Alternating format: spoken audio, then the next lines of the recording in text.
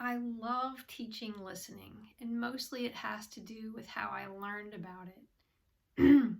I took a graduate level course, a full 3-credit course for a whole semester on listening and listening skills, and I had no idea how difficult and complex it is, how much goes into actually listening.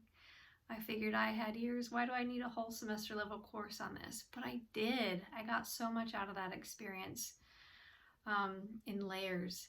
Specifically in facilitation, we need to be good listeners because what we're trying to do is facilitate a dialogue, and the goal of dialogue is that people understand each other. Well, we have this kind of human condition where we don't really tend to listen to understand.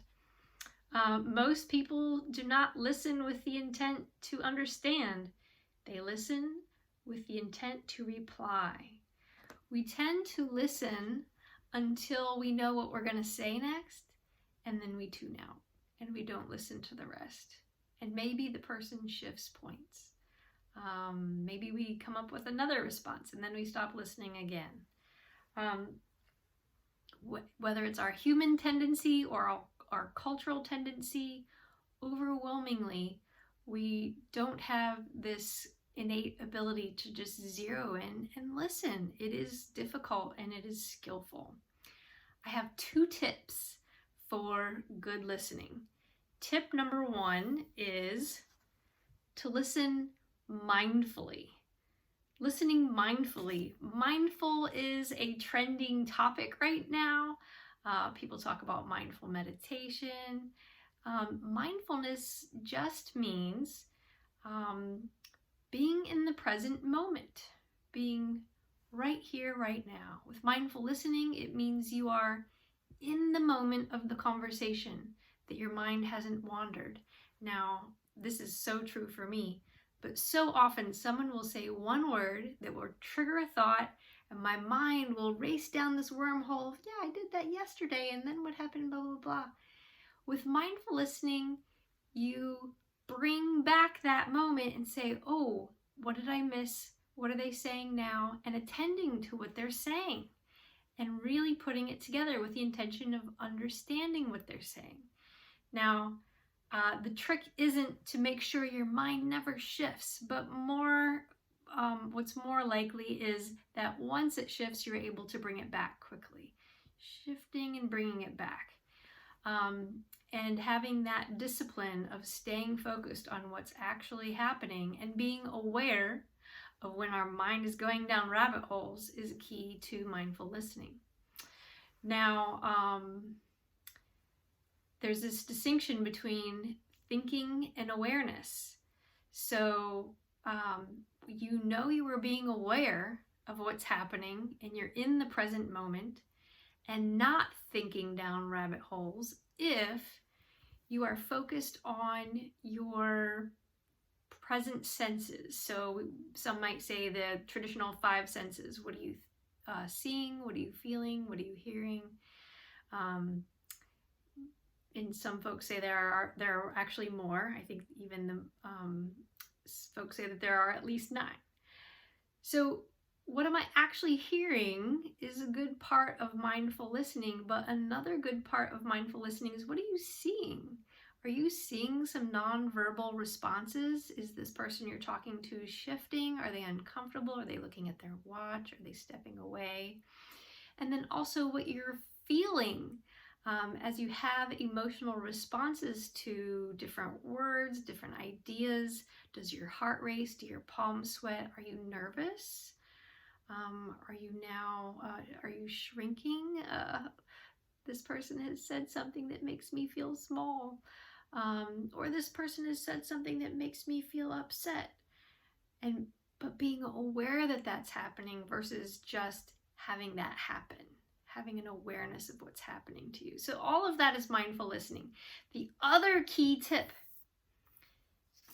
is convince them that you are listening.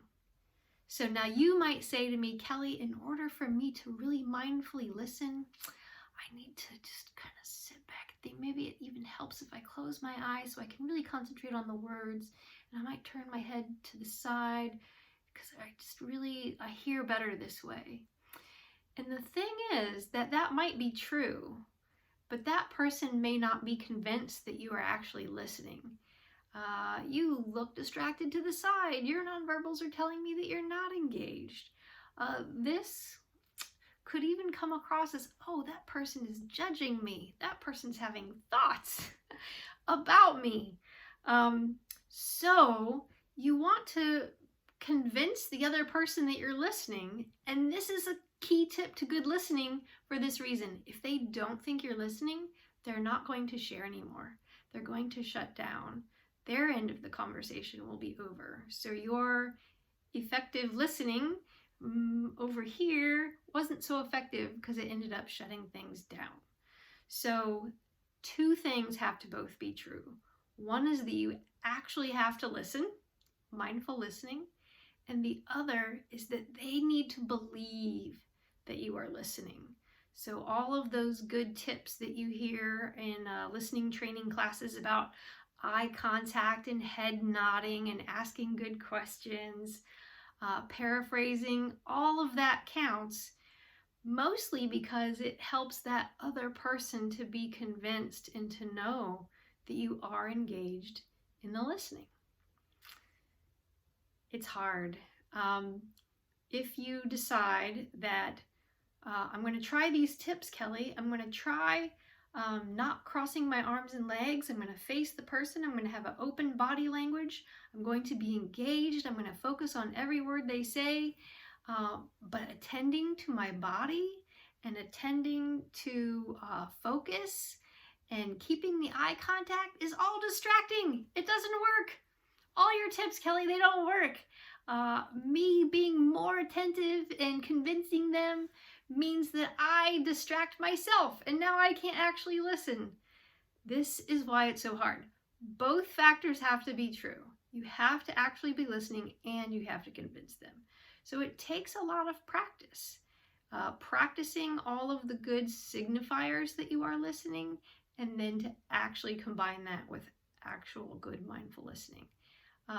So see if, for practice, you can have a conversation with someone and keep the conversation focused on them entirely for at least a solid 20 minutes. That's not long, but it may feel long. We are used to taking turns in conversation. If someone says, oh, what about you? Can you turn it back to them and make sure that they are the center of the conversation with your questions and your good listening? If you're doing good listening, your questions will be guided by what you've just heard and understood, so that you're not focusing on your response, you're focusing on understanding them, and that in turn guides a thoughtful response. So try that out. It might be harder than you think.